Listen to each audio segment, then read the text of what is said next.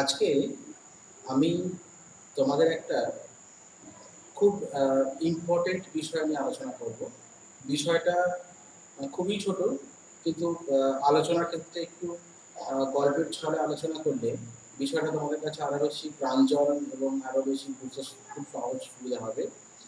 আমি পুরো বিষয়টা গল্পের মতো করেই বলবো, শুধু একটু মন দিয়ে শুনতে হবে, তাহলে অনেক কিছু বিষয় জানা যাবে। অ্যাকচুয়ালি যে টপিকটা এখন পড়াবো আমি, এই টপিকটা যেমন সিনেমা হয় না, সিনেমা ঠিক সিনেমার মতো। সেখানে আমরা দেখতে পাবো কি সিনেমায় কি হয়। সিনেমায় প্রথমে একটা নাম, একটা সিনেমার নাম আসে, যার সিনেমার একটা নাম থাকে, বাহুবলী 1, বাহুবলী 2, এক্সেট্রা এক্সেট্রা। তারপর সেখানে আমরা ব্যাকগ্রাউন্ডের কিছু ঘটনা দেখতে পাই। তারপরে কিছুটা ঘটনা আনার পর তারপর দেখা যাবে কি সেখানে একটু একটা হাসি প্রাঞ্জল একটা পরিবেশ। হ্যাঁ, তারপরে কিছু সময় পর শোক, বিরহ, ক্লাইম্যাক্স সব থাকে। এবং মাঝে আরেকটা জিনিস বলে রাখা দরকার, সেটা হচ্ছে মাঝে একটু ইন্টারভাল থাকে, মানে আমাদের যেটা হাফ টাইম যেটা বলা হয়, ইন্টারভাল থাকে। তো এইরকম মানে যে টপিকটা পড়াও এই পুরো একদম সিনেমার মতো। মানে আমার মনে হয় যদি কেউ তোরা যদি কেউ একটু মন দিয়ে শুনিস, তাহলে আমার মনে হয় তোরা সেই টপিকে চলে যাবে। এবং আমার মনে হয় সেই জায়গায় গিয়ে মনে হবে যেন আমি যুদ্ধ করছি বা আমি আছি সেই জায়গায় প্রেজেন্ট, যদি মনে হবে। তো আজকের টপিকটা মেনলি আমি আলোচনা করবো তোমাদের সুলতানের যুগ থেকে। সুলতানের যুগ থেকে একটা টপিক আমি আলোচনা করবো। তো সেই টপিকটা কি সেটা আমি পরে বলবো। ধরো আমি ধরো যদি বলি, আমি যেটা এটা সিনেমার আকারে নাম দেবো। সিনেমার ক্ষেত্রে একটা মোরাল থাকে না, যে একটা সিনেমা যখন নাম ঠিক করা হয় তখন সেই সিনেমার সঙ্গে কি হয়, এটা মিল থাকে। হুম। তো আমি এখন যে টপিকটা আলোচনা করবো সেই টপিকটার একটা মিল আছে সিনেমার মতোই। ধরো কি নাম দেওয়া যাবে তোমরা নিজেরা ঠিক করবে। আমি মোটামুটি ভাবে এটা ঠিক করেছি যে পাপ কাউকে ছাড়ে না। ঠিক আছে, তুমি যে পাপ করছো তুমি সেই পাপের সাজা তুমিই পাবে। ঠিক আছে, তুমি যেভাবে যাকে যার যার যার বিরুদ্ধে খারাপ ব্যবহার করছো, খারাপ কাজ করছো, তুমি সেটাই ফিরে পাবে। দেখো কি সুন্দর সিনেমা মতো, পুরো একদম ডিটেলস, একদম খুব সুন্দর মন দিয়ে শুনবে, তুমি একদম মনে হয় সেখানেই চলে গেছে। ঠিক আছে, আমরা মেনলি সুলতানি যুগ, আমি সুলতানি যুগ সম্পর্কে শুরু করে দিয়েছি, পড়ানো শুরু হয়ে গেছে আমাদের। তো সেই সুলতানি যুগ সম্পর্কে আলোচনা করতে গিয়ে আমরা বেশ কিছু টপিক আলোচনা করে দিচ্ছি অলরেডি। আজকে আমরা একটা টপিক আলোচনা করবো দিল্লি সুলতানের ইতিহাসে 1206 থেকে 1290 পর্যন্ত। এই সময়টাকে আমরা কি বলি না, দাস বংশ। ঠিক আছে, দাস বংশ কেন বলা হয় না বলা হয় সেগুলো সব বোঝানো হয়ে গেছে। এখন আমার এখনের টপিক যে 1290 খ্রিস্টাব্দে দাস বংশের অবসান ঘটছে এবং দিল্লি কেন্দ্রিক শুরু হচ্ছে কি না, দিল্লি কেন্দ্রিক শুরু হচ্ছে আমাদের খলজি বংশ। ঠিক আছে, তো এই দাস বংশের অবসান এবং খলজি বংশের সূচনা, এই যে মাঝের ঘটনাটা একটা, আমরা আমরা এখানে খলজি বিপ্লব শব্দটা ব্যবহার করি না। খলজি বিপ্লব, এখানে বিপ্লব বিপ্লব শব্দ একটা পরিবর্তন। তো বিপ্লব কেন বলা হচ্ছে, কি পরিবর্তন ঘটলো অ্যাকচুয়ালি, তো সেই বিষয়টা, এই যে চেঞ্জ, একটা রাজবংশের পতন ঘটছে আর একটা রাজবংশের উত্থান ঘটছে, এই যে মাঝের যে ঘটনাটা, সেই ঘটনাটা গল্পের ছলে আমাদের বোঝাবো।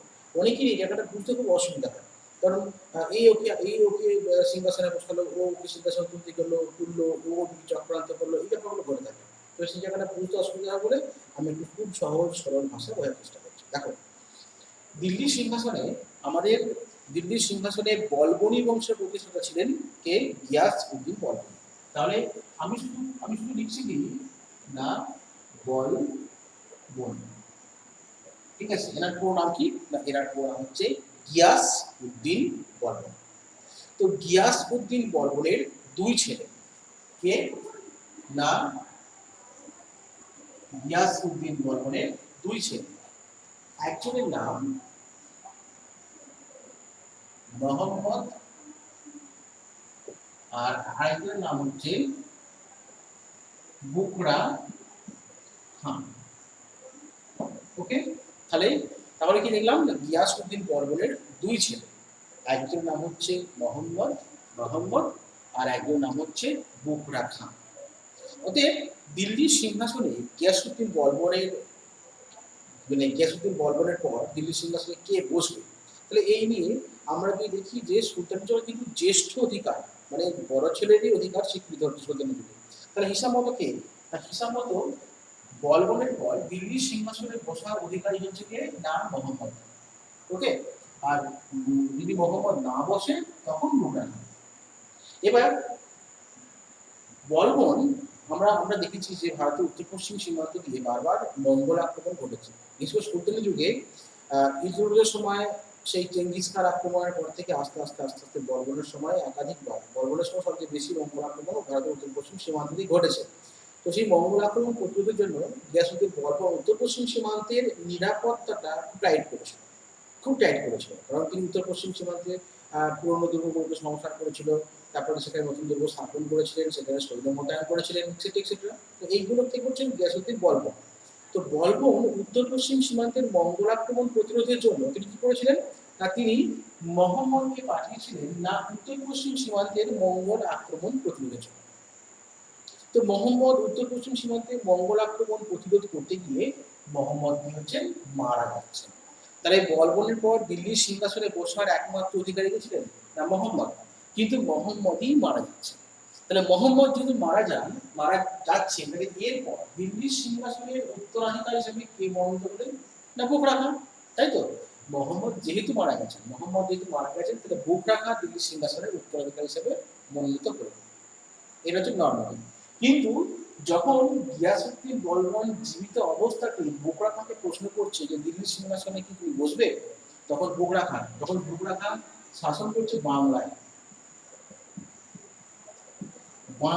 বুখরা খান শাসন করছে। তো বুখরা খান বক্তব্য ছিল যে বাংলার শান্তিপূর্ণ সিংহাসন ছেড়ে এসে দিল্লি আসবে না, কারণ দিল্লি হচ্ছে ষড়যন্ত্র রাখা, সেখানে আসা মানে তার প্রাণ নাশ হয়ে যাবে।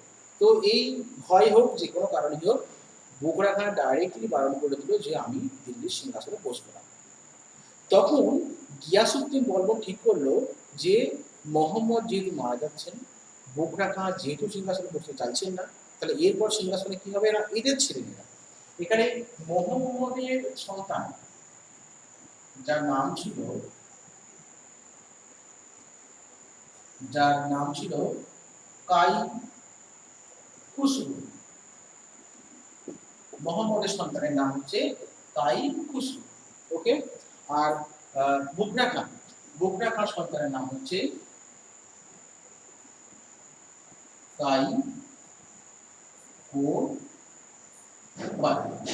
কাইকোবাদ। তাহলে মোহাম্মদের ছিল হচ্ছে কাইখুসরু, আর বুখরা খান ছিল হচ্ছে কাইকোবাদ। তাহলে এরপর সিংহাসনে কে বসবে এই নিয়ে যখন একটা টানাপোড়েন সৃষ্টি হচ্ছে, তখন বলবন বেঁচে থাকতেই কি বলছে যে কাইখুসরু এরপর দিল্লির সিংহাসনে বসবে। বলবনের সিদ্ধান্ত অনুসারে যে কাইখুসরু দিল্লির সিংহাসনে বসবে। কিন্তু সেই সময় তোমরা ভালো করে দেখো, আমরা যে সময় ইতিহাস পড়ছি সেই সময় কিন্তু দিল্লিকে ঠিক 40 চক্রের একটা একচ্ছত্র অধিকার বা ক্ষমতা আছে।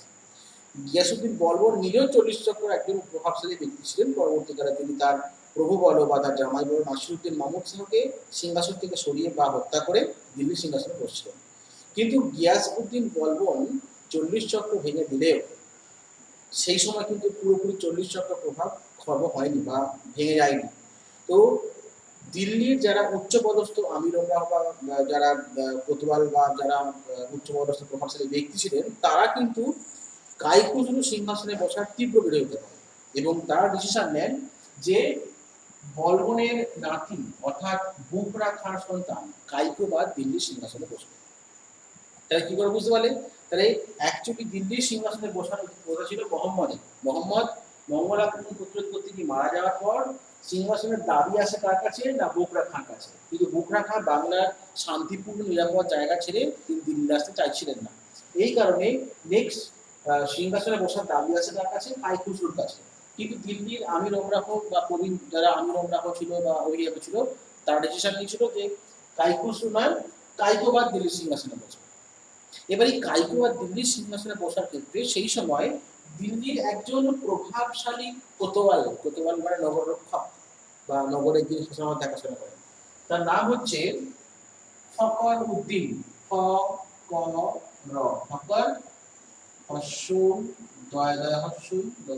ফকর উদ্দিন। তাহলে ফকর উদ্দিনকে, ফকর উদ্দিন হচ্ছে সেই সময় দিল্লির একজন প্রবীণ কোতোয়াল শব্দের অর্থ নগর রক্ষক বা নগরের যিনি শাসন দেখাশোনা করে বা নগর শাসন পরিচালনা করে, তার নাম হচ্ছে কি না কোতোয়াল। তাহলে দিল্লির প্রবীণ কোতোয়াল ফকর উদ্দিনের প্রভাবে অভিজাতরা ঠিক করেছিল কে না কাইকোবাদ দিল্লির সিংহাসনে বসবে। তো অভিজাতের সমর্থন নিয়ে কাইকোবাদ দিল্লির সিংহাসনে বসছে। এবার যেহেতু কাইকোবাদ ফখরুদ্দিনের সমর্থন বা ফখরুদ্দিনের প্রভাবাধীন হয়ে দিল্লির সিংহাসনে বসছিল, সেই জন্য কিন্তু ফখরুদ্দিনের ওপর তার একটা কৃতজ্ঞতা রয়ে গেছে। এই কারণে ফখরুদ্দিনের জামাতা নিজাম উদ্দিন, নাম বললাম নিজাম উদ্দিন, নিজাম উদ্দিনকে প্রধান সেনাপতিকে দিল্লিতে কি বলা হতো না আর্জ আর্জ ই মামালিক, আর্জ ই মামালিক, আর্জ ই মামালিক, এটাকে বাংলা বলা হয় প্রধান সেনাপতি। তাহলে দেখো পুরো বিষয়টা একটু ছোট্ট করে সমাপ্ত করে দিচ্ছি। এখানে দিল্লির প্রবীণ কোতোয়াল ছিল ফখরুদ্দিন, তার প্রভাবে দিল্লির আমিররাহ বা অভিজাতরা কাইকোবাদকে দিল্লির সিংহাসনে বসিয়েছিল। যেহেতু কাইকোবাদ ফখরুদ্দিনের সমর্থন নিয়ে সিংহাসনে বসছে, সেজন্য তার প্রতি একটা কৃতজ্ঞতা থেকে যাচ্ছে। এই কারণে তিনি তার জামাতা, এখানে আমি উল্লেখ করে দিই জামাতা, জামাতা মানে জামাই, তিনি তার জামাতা নিজামউদ্দিনকে দিল্লির সিংহাসনে বসাচ্ছেন। হ্যালো, নিজামউদ্দিনকে দিল্লির আর্জ ই মামালিক অর্থাৎ প্রধান সেনাপতি পদে বসাচ্ছেন। ক্লিয়ার হলো? তাহলে এখনো পর্যন্ত আমরা দেখতে পেলাম যে একটা ব্যাকগ্রাউন্ড, মানে ধরো সিনেমা, যেটা বলছিলাম সিনেমা যে পাপ কাউকে ছাড়ে না, তো ধরো এটা সিনেমার নাম দেখানো হলো, কে কে আমাদের সিনেমার ক্যারেক্টার আছে, বা এখানে আমরা বকুড়া খাঁ, কাই খুসরু, কা মোহাম্মদ, কাইকোবাদ, নিজামউদ্দিন, ফখরুদ্দিন, আমরা নামগুলো দেখলাম যে আমাদের সিনেমার ক্যারেক্টার কারা কারা আছে। ওকে, তাহলে নাম দেখানোটা আমার মোটামুটি কমপ্লিট হয়ে গেল। এরপর আমি এটা একটু মুছে দিচ্ছি।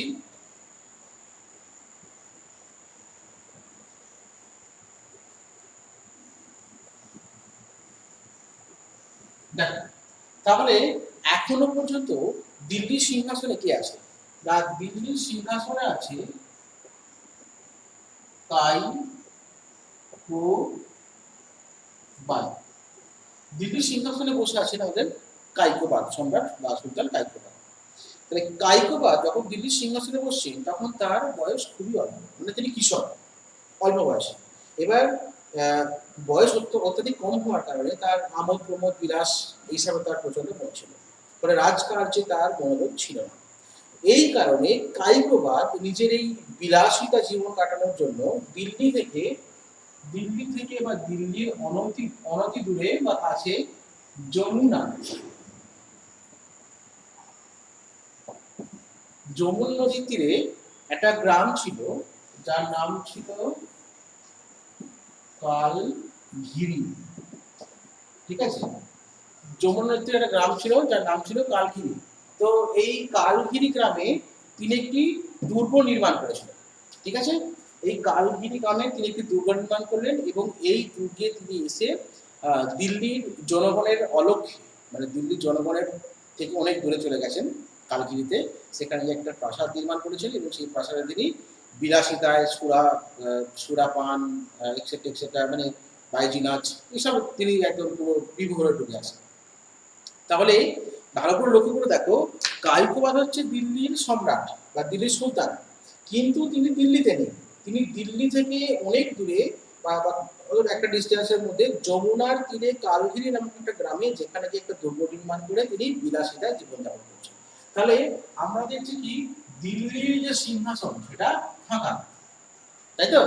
কাইকোবাদ কোথায় আছে? কালঘিরি চলে এসছে, দিল্লির সিংহাসন কিন্তু পুরো ফাঁকা। তাহলে এই দিল্লির সিংহাসন ফাঁকা হওয়ার কারণে এখানে দিল্লির একটা ব্যাপার ছিল যে সবাই চাইতো সুলতান সিংহাসন, সবাই চাইতো যে সিংহাসন দখল করতে। তো যেহেতু সুলতান কাইকোবাদ দিল্লিতে নেই, দিল্লির সিংহাসন খালি, সেই মুহূর্তে আর্জ ই মামালিক, আমি নামটা আগে উল্লেখ করেছি, যার নাম হচ্ছে নিজাম উদ্দিন, আর্জ ই মামালিক কে নিজাম উদ্দিন, তার মনের মধ্যে বাসনা আসছিল যে যেহেতু দিল্লির সিংহাসনটা ফাঁকা রয়েছে, অতএব সেই সিংহাসনে আমি গিয়ে বসবো। স্বাভাবিক। তো এই সিচুয়েশনে দিল্লিতে কিন্তু সিংহাসনে বসতে গেলে দুম করে কেউ বসতে পারবে না। ভালো করে দেখো, বলবন কিন্তু কাই খুসরুকে দিল্লির সিংহাসনের সুলতান হিসাবে কিন্তু মনোনীত করে দিয়েছিল, কিন্তু কাই খুসরু কি বসতে পেরেছিল? বসতে পারেনি। কারণ দিল্লির সিংহাসনে বসার জন্য অভিজাতদের একটা সমর্থন প্রয়োজন আছে। সেখানে যদি অভিজাতরা তাকে সমর্থন না করে তাহলে কিন্তু সে দিল্লির সিংহাসনে বসতে পারবে না।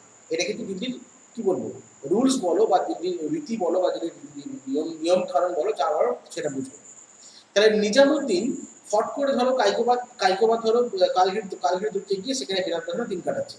এখন নিজামুদ্দিন পারলে তো পারতো যে কালঘির দুর্গে লোক পাঠিয়ে কাইকোবাদকে হত্যা করে দেওয়া হলো, হত্যা করে দিয়ে তিনি মারা গেলেন, মারা যাওয়ার পর সুলতান নেই, অর্থাৎ দিল্লির সিংহাসন আগে বসছে না, এটা কিন্তু সম্ভব না। এর একটা প্রসেস আছে, যে প্রসেসে তিনি সিংহাসনে বসতে গেলেও তাকে আমির আমরা সিংহাসনকে তুলে দেবো। তাহলে তাকে এমন একটা পরিবেশ, এমন একটা সিচুয়েশন ক্রিয়েট করতে হবে যে সিচুয়েশনের দ্বারা তিনি দিল্লির সিংহাসনে বসতে পারেন, এবং সেই সিংহাসনে বসার পর তাকে কেউ যেন না তোলে, সেরকম পরিবেশ বা সেরকম সিচুয়েশন তৈরি করতে হবে। তো সেই মানে সেটা তৈরি করতে গেলে তারা সিংহাসনে যারা যারা বসে আছেন বা দাবিদার, আগে তাদেরকে সিংহাসন থেকে সরাতে হবে। তাহলে আমরা প্রথমে দেখে নিই, যদি নিজামুদ্দিন দিল্লির সিংহাসনে বসতে চায় তাহলে তার বাধা কে কে? দেখো, তাহলে প্রথম বাধা নাম্বার 1, যদি কাইকোবাদকে হত্যা করে দেয় তাহলে কাইকোবাদকে হত্যা করলে কে প্রথম বিরোধিতা করবে? কাইকোবাদের সমর্থন পুষ্ট আমির ওমরাহরা, যারা কাইকোবাদকে দিল্লির সিংহাসনে বসিয়েছে, তারা এর প্রতিবাদ জানাবে। এবার যদি কাইকোবাদকে হত্যা করে দেয়, তার আমির ওমরাহদের দমন করে দেয়, তাহলে কি তিনি সিংহাসনে বসতে পারবেন না? কেন বসতে পারবেন না? কারণ আর একজন সিংহাসনের দাবিদার আছে, কে না তার জেঠুই বলি আমি, তার জেঠু তোমার মোহাম্মদের পুত্র কাই খুসরু। মনে আছে কাই খুসরুকে ছড়ি দিয়ে কাইকোবাদ বসছে, অতএব কাই খুসরু কিন্তু এখন বেঁচে আছে, যদি কাইকোবাদ মারা যায় তাহলে কাই খুসরুকে সিংহাসনে বসানো হবে। বুঝাচ্ছ? তাহলে কাইকোবাদকে মারলে হবে না, কাই খুসরুকেও মারতে হবে। কাই খুসরুকে যদি মারতে যায়, তার কিছু সমর্থন পুষ্ট আমির ওমরাহরা আছে, তারা কিন্তু এই বিরোধিতা করবে। তাহলে আমাকে কি করতে হবে? গাছের গোড়া কাটতে হবে না, আমি ধরে নিচ্ছি গাছের গোড়া কাইকোবাদ। 1 2 3 4, তাহলে গাছের গোড়া হচ্ছে কাইকোবাদ, সুলতানকে আমি গাছের গোড়া হচ্ছে। এবার গাছের গোড়ার পর থাকে শাখা, প্রধান শাখা। তাহলে কে তারা? তারা হচ্ছে কাইকোবাদের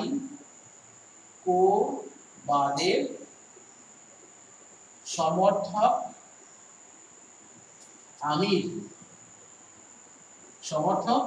আমির, এরা হচ্ছে কাণ্ডের ওপরে শাখা।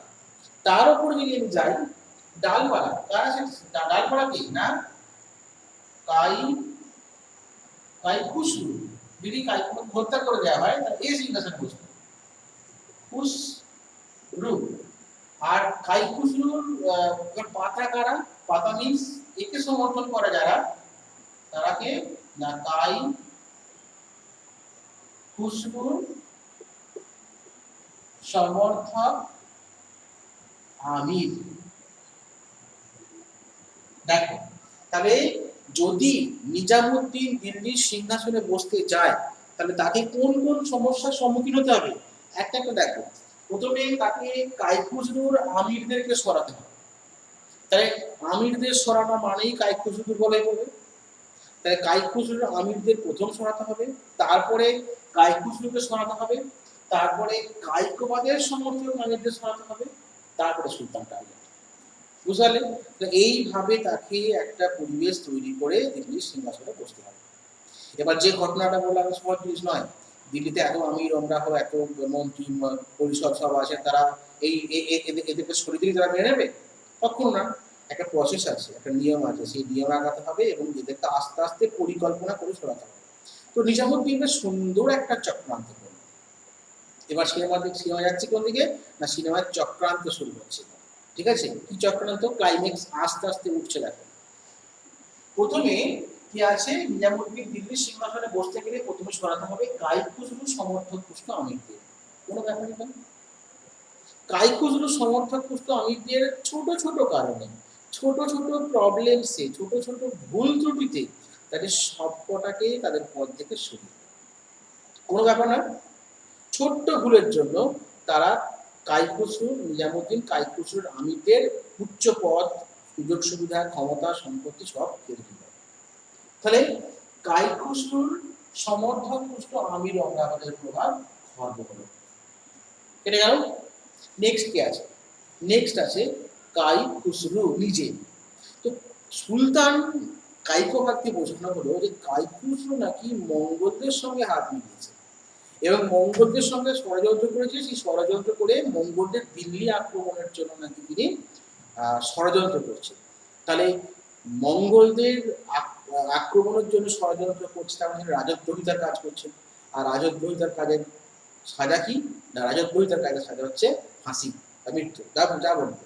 তাহলে কাই খুসরুর বিরুদ্ধে রাজদ্রোহিতার অভিযোগ আনা হলো এবং সেই অভিযোগ যেভাবে ছড়া করা ছলে বলে কৌশলে প্রমাণ করে কাই খুসরুকে হত্যা করা। ক্লিয়ার? দেখো তাহলে সমর্থক পুষ্ট আমির যখন নেই, কিন্তু একে হত্যা করা হয়, তাহলে আর তাদের গোড়ার মতো কেউ নেই। তার তো আমির আগেই সব ক্ষমতা থেকে নামিয়ে গিয়েছে, মারা গেছে। তাহলে খুব সহজেই তাকে সরিয়ে দেওয়া যাবে, কাই খুসরুকে সরিয়ে দেওয়া হবে।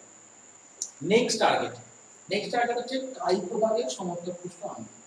ওকে, তো কাইকোবাদের সমর্থক পুষ্ট আমিরদের সরানো তো সহজ জিনিস নয়, কারণ তারা হচ্ছে সুলতানের, তারা হচ্ছে কি, এক মিনিট,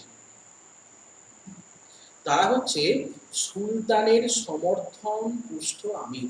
তাদেরকে সরানো মানে সুলতানকে সরানো বা সুলতানের ক্ষমতায় বা সুলতানের প্রভাব প্রতিপত্তিতে হাত দেওয়া, এটা খুব কঠিন ব্যাপার।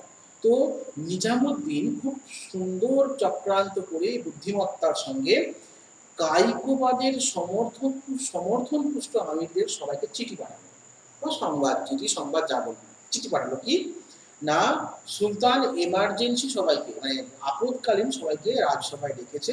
কেন না, কি বলবো, আলোচনা সভা যে কোনো কারণে হোক সবাইকে ডেকেছে। তো স্বাভাবিক, সুলতান ডাকলে তো সবাই আমির ওমরান আসতে বাধ্য। তো সবাই এসে হাজির রাজসভায় এসে দেখতে সুলতান রাজসভায় নেই। তো সুলতান রাজসভায় নেই তো কি হবে? স্বাভাবিক, হ্যাঁ সুলতান বাইরে গেছে, একটু ওয়েট করো, বা আমরা বিকালে মিটিং করবো বা বিকাল আলোচনায় বসবো, আপনারা খাওয়া দাওয়া করে মধ্যাহ্নে ভোজ সেরে রেস্ট নিন। নিজামুদ্দিনের এইটা বক্তব্য। তো এই বক্তব্য কারো মনে কোনো পাপ বা প্যাচ নেই। তো সবাই দুপুরে একদম মধ্যাহ্নে সুন্দর রাজসভার খাওয়া দাওয়া, মানে এটা সাড়ম্বর খাওয়া দাওয়া, বিশাল ব্যাপার। তো সবাই সুন্দরভাবে খাওয়া দাওয়া করে দুপুরে শুয়েছে।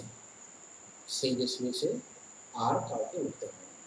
তার মানে নিজামুদ্দিন ওদেরকে সুলতানের নামে রাজসভায় ডেকে এনে খাবারে বিষ মিশিয়ে খাইয়ে দিয়ে সবকটাকে হত্যা করে দিয়েছে এবং সেখানে অন্য দোষ হয়তো অন্য ঘাড়ে চাপিয়ে দিয়েছে যে ও কে দিয়েছে বা কে পয়জন বা কে দিয়েছে, আমি জানি না।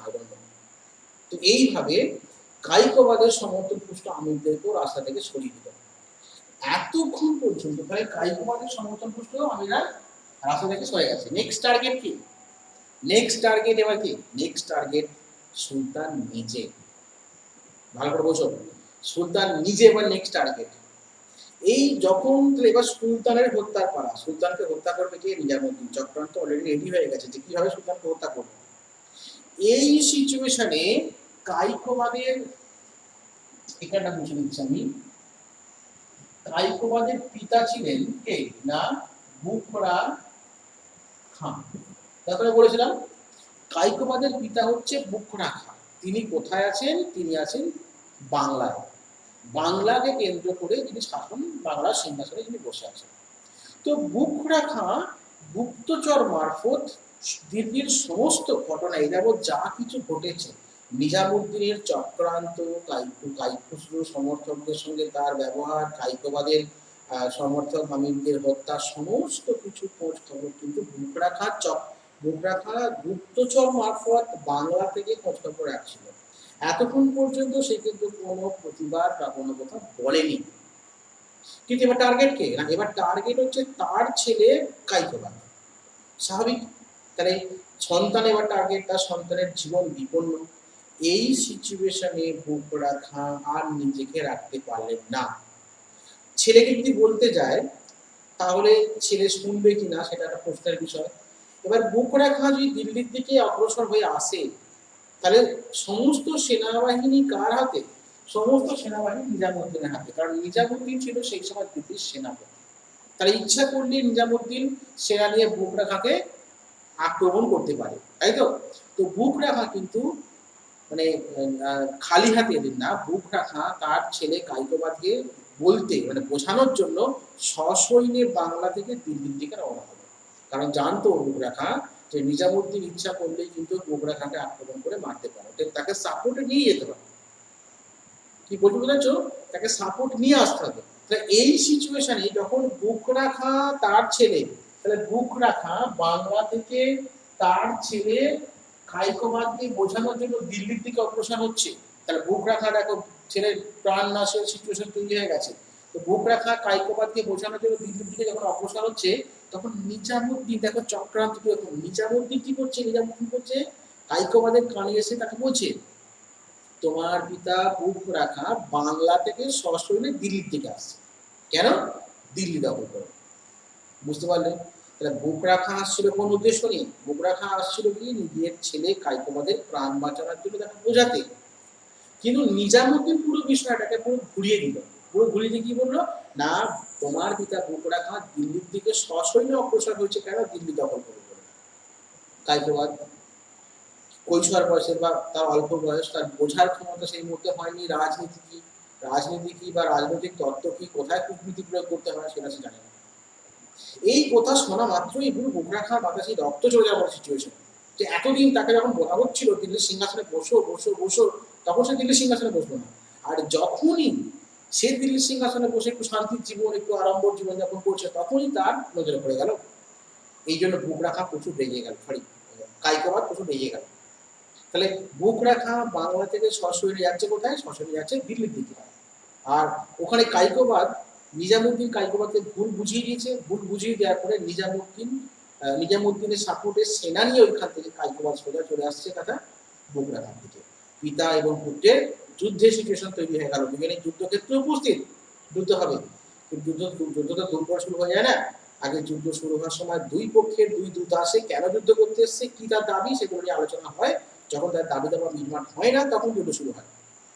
তো এই সিচুয়েশনে যখন বুকরা খাঁর দূত আসছে কায়কোবাদের দূতের সঙ্গে কথা বলতে, তখন বুকরা খাঁর দূত বলছে যে আমার প্রভু বুকরা খাঁ আপনার প্রভু কায়কোবাদের সঙ্গে যুদ্ধ করতে আসেনি, কথা বলতে আসছে, আলোচনা করতে আসছে। তো সেটা কি সম্ভব? নর্মালি কায়কোবাদ ঠিক আছে কি আলোচনা আসবে, তখন বুকরা খাঁ কায়কোবাদকে সমস্ত বিষয়টা এক্সপ্লেন করে বলল কি হয়েছে এতদিন দিল্লিতে, তোমার অবর্তমানে তুমি যখন কালগিরিতে বসে বাইজি নাচ দেখছো, সুরা সেবন করছো, যখন নেশায় রক্ত হয়ে রয়েছো, তখন অ্যাকচুয়ালি দিল্লিতে কি হয়েছে, কোন ঘটনা ঘটেছে পুরো এক্সপ্লেন করলো।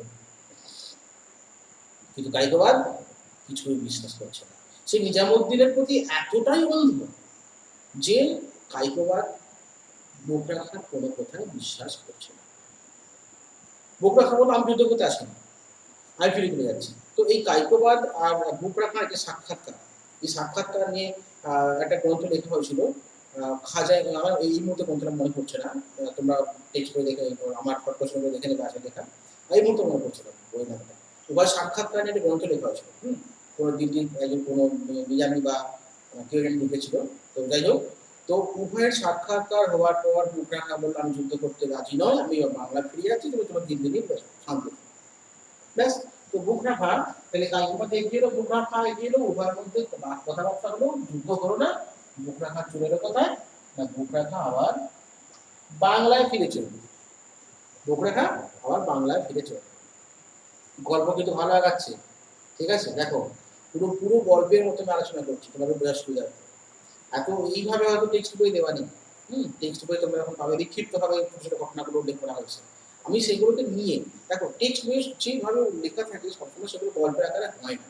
এগুলো আমি যখন টেক্সট বইগুলো থেকে তথ্যগুলো কালেক্ট করি, তথ্যগুলো কালেক্ট করে সেটাকে গল্পের আকার, যাতে তোমাদের বিষয়টা বুঝতে সুবিধা হবে। এখানে স্থান কাল পাত্র ঘটনা সবই এক, কিন্তু শুধু ঘটনাগুলোকে আমি সেই মালা গাঁথার মতো পরপর পরপর সাজিয়ে সাজিয়ে একটা গল্পের আকার দেওয়ার চেষ্টা করছি, যাতে করে তোমাদের বুঝতে সুবিধা হয়।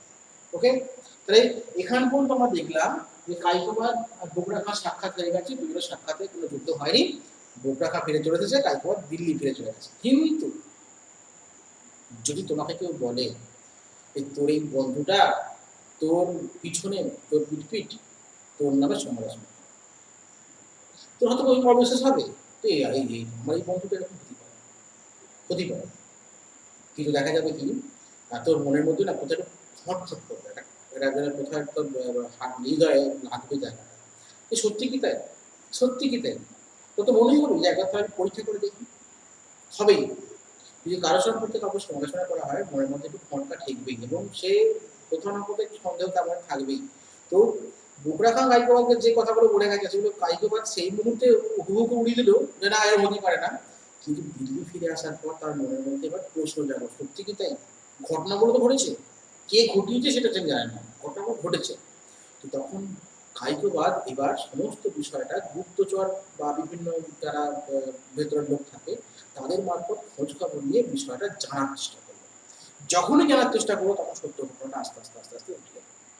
দেখা গেল কি না সত্য, সত্যই তাই, যে নিজামুদ্দিনই সমস্ত বিষয়টার কালপিট, আর সমস্ত বিষয়ের একদম কি বলবো নাটের গুরু যেটা বলা হয়।